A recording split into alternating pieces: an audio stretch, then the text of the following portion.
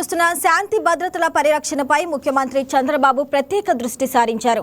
ఇవాళ మధ్యాహ్నం 3:30 సచివాలయంలో కీలకమైన ఉన్నత స్థాయి సమీక్ష సమావేశాన్ని నిర్వహించనున్నారు. డీజీపీ స్థాయి అధికారి నుంచి క్షేత్ర స్థాయిలో విధులు నిర్వర్తించే స్టేషన్ హౌస్ ఆఫీసర్ వరకు సుమారు 1300 మంది అధికారులు ఈ సమావేశంలో పాల్గొననున్నారు. శాంతి భద్రతలు, మహిళలు, చిన్నారులపై జరుగుతున్న నేరాల నియంత్రణ, సైబర్ నేరాలు, సోషల్ మీడియా వేదికగా సాగుతున్న దుష్ప్రచారాలు, గంజాయి నిర్మూలన, బ్లేడ్ బ్యాచ్ల అరాచకాలకు అడ్డుకట్ట వేయటం వంటి కీలక అంశాలపై చంద్రబాబు చర్చించనున్నారు.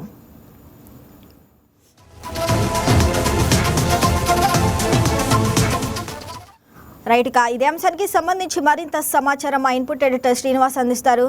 శ్రీనివాస్, చెప్పండి, శాంతి భద్రతల పరిరక్షణపై అయితే సీఎం చంద్రబాబు తీసుకోబోయే అసలు కీలక నిర్ణయాలేంటి?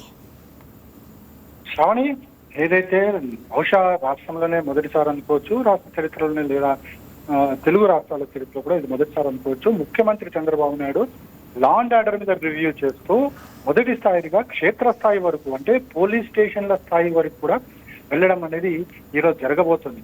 మొత్తం రాష్ట్ర వ్యాప్తంగా ఉన్న పోలీస్ స్టేషన్లన్నీ కూడా వీడియో కాన్ఫరెన్స్ ద్వారా ముఖ్యమంత్రి చంద్రబాబు నాయుడుతో కనెక్ట్ కాబోతున్నారు. ఆయా స్టేషన్ల హెచ్ఓడీలు అంటే ఇన్స్పెక్టర్లు నేరుగా ఈ సమావేశంలో పాల్గొనబోతున్నారు. 1300 మంది పిఐలు ఈ రోజు ముఖ్యమంత్రితో వీడియో కాన్ఫరెన్స్ లో పాల్గొనబోతున్నారు. అదేవిధంగా ఉన్నత స్థాయి అధికారులు, లా అండ్ ఆర్డర్ సంబంధించిన ఉన్నత స్థాయి అధికారులందరూ కూడా ఈ సమావేశంలో, వీడియో కాన్ఫరెన్స్ సమావేశంలో, అదేవిధంగా నేరుగా ముఖ్యమంత్రి కార్యాలయంలో కూడా ఈ సమావేశంలో ఉండబోతున్నారు.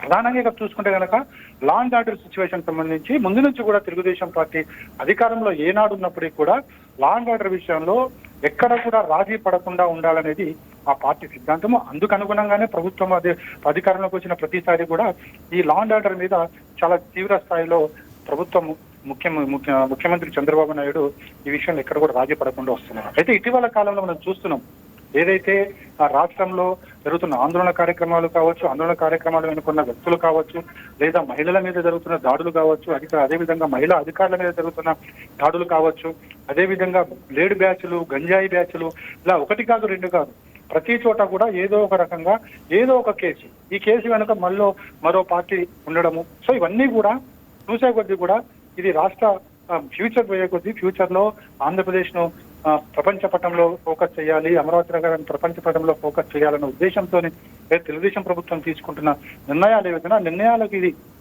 అడ్డంకి కాబోతుందా అనే ఒక ఉద్దేశంతోనే ముఖ్యమంత్రి చంద్రబాబు నాయుడు ఈరోజు ఈ అన్ని పోలీస్ స్టేషన్ల అధికారులతోని, అదేవిధంగా ఉన్నత స్థాయి అధికారులతో కూడా ఈ సమావేశం పెట్టబోతున్నారు.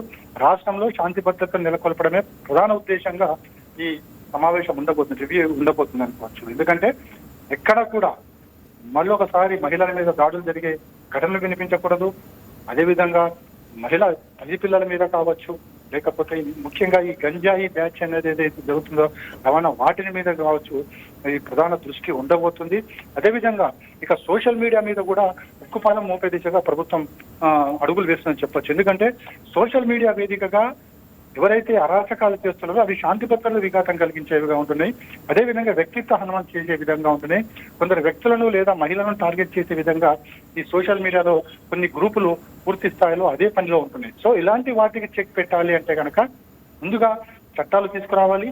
చట్టాలు తీసుకొచ్చే ముందు పోలీస్ స్టేషన్లను, పోలీసులను, అదేవిధంగా ఉన్నత స్థాయి అధికారులను అప్రమత్తం చేయాలి. కాబట్టి ఈ రివ్యూ సమావేశంలో వీటన్నిటి మీద కూడా ముఖ్యమంత్రి చంద్రబాబు నాయుడు చర్చించబోతున్నారు, వారికి ఒక దిశానిర్దేశం చేయబోతున్నారు. Sravani. Right Srinivas, thanks for the updates.